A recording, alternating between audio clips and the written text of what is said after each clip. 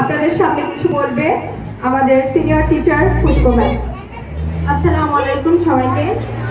ধন্যবাদ সবাইকে আমাকে কিছু বলতে দেওয়ার জন্য। কথায় আছে আজকেরা শিশুরা হচ্ছে আগামী দিনের ভবিষ্যৎ।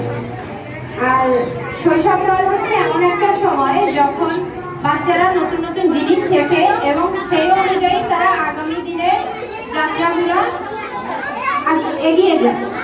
তো আমাদের উচিত এই সময় বাচ্চাদের অনুপ্রেরণা দেওয়া, কারণ বাচ্চারা অনুপ্রেরণা পেলে তাদের কাজের প্রতি তাদের উৎসাহ বাড়ে, তারা কাজের প্রতি মনোযোগী হয় এবং কাজটাকে তারা আনন্দের সাথে গ্রহণ করে, যা বাচ্চাদের বিকাশে অতিমাত্রায় ভূমিকা রাখে। তো আমাদের উচিত বাচ্চাদের অনুপ্রেরণা দেওয়া। অনুপ্রেরণা পেলে একটা বাচ্চা ভবিষ্যতে মানুষের মতো মানুষ হয়ে উঠতে পারে। ধন্যবাদ সবাই।